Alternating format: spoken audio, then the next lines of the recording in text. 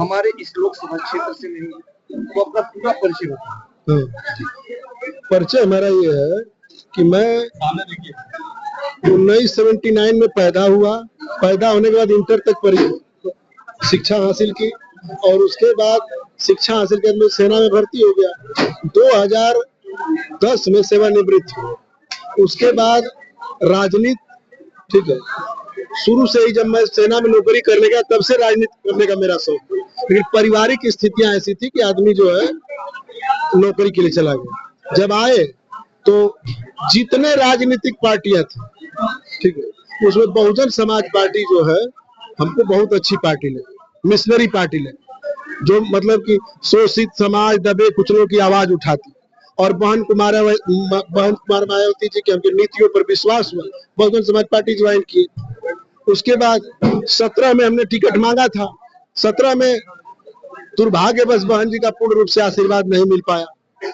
उसके बाद लगे रहे और उसका परिणाम हुआ कि बहन जी ने आशीर्वाद दिया और कहा जाके बलिया लोकसभा लड़ो।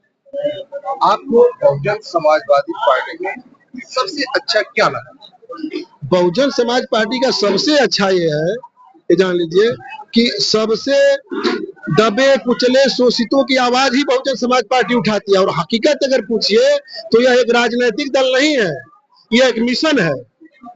तो दबे कुचले पिछड़े और सर्व समाज को लेकर के सारे समाज में दबे कुचले पिछड़े लोगों का आवाज उठाती रही शुरू से। आपने देखा होगा कभी बहुजन समाज पार्टी का कार्यकर्ता किसी का जाकर सर नहीं फोड़ता, कहीं जाकर तहसील पर किसी का गेट नहीं तोड़ता, शांति से।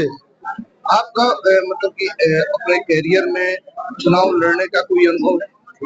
नहीं, देखिए अनुभव नहीं है, मैं लड़ा तो हूं नहीं, लेकिन जज्बा है और विश्वास है कि मैं बहुत अच्छा चुनाव लड़ूं। 17 में आपने विधानसभा का टिकट मांगा? हाँ, मांगा। 19 में लोकसभा का चुनाव हुआ, हाँ, वह गठबंधन में हुआ। हाँ, 19 में सपा और बसपा साथ लड़े, उस समय यह सपा के पाले में सीट थी। अब 2024 में सीधे सीधे आप अकेले लड़ रहे हैं। हाँ। सपा भी मैदान में है, भाजपा भी मैदान में है और आप भी हैं। सबसे बड़ा सवाल है कि भारत सरकार के पूर्व प्रधानमंत्री श्री चंद्रशेखर के पुत्र नीरज शेखर भी मैदान में, तो आप कैसे फाइट करेंगे? सबसे बड़ी चीज बता दे रहा हूँ आपको, इसी बात का तो तरस आ रहा है। बलिया जो है, बागी बलिया, ठीक है, क्रांतिकारियों की धरती रही है और माननीय चंद्रशेखर जी प्रधानमंत्री थे, उनके लड़के कंटिन्यू, और यहाँ के लोगों ने, बलिया के प्रिय जनता ने, सम्मानित जनता ने उनको हमेशा सम्मान दिया। लेकिन कहीं ना कहीं देखिए एक चूक है, और मैं कहना चाहूंगा अगर कि बलिया का जो विकास होना चाहिए वो विकास नहीं हुआ। इसका जिम्मेदार किसको मानते हैं? इसका जिम्मेदार जो यहाँ का प्रतिनिधित्व करता वही है, और कौन जिम्मेदार है?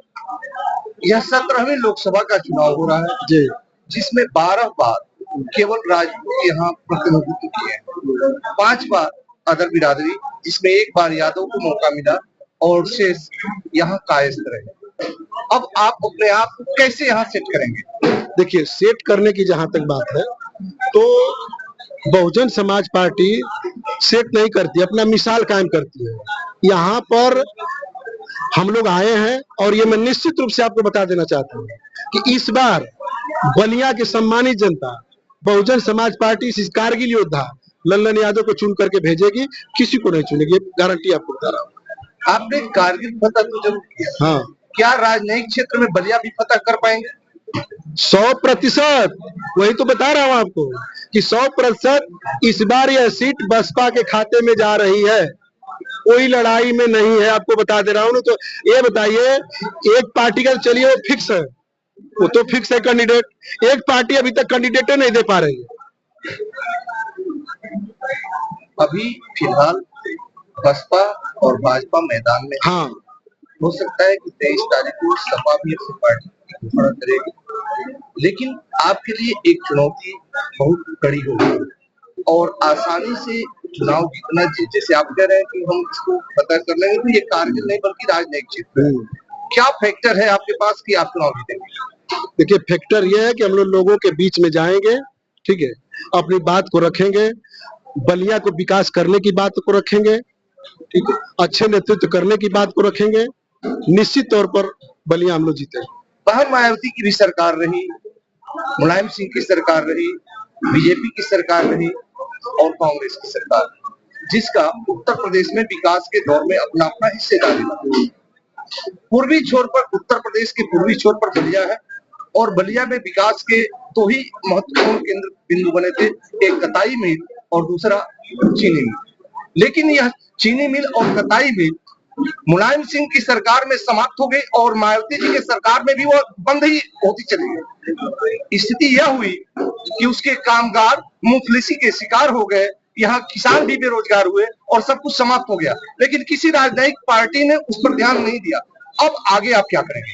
देखिए, इसी चीज का तो पश्चात वही तो मैं आपको ने बोला कि एक परिवार के हाथ में प्रतिनिधित्व था बलिया का, दूसरे को मौका नहीं मिला और उसी को तो मैं कह रहा हूं आपको कि बलिया का विकास जो होना चाहिए वो बलिया का विकास नहीं हो पाया।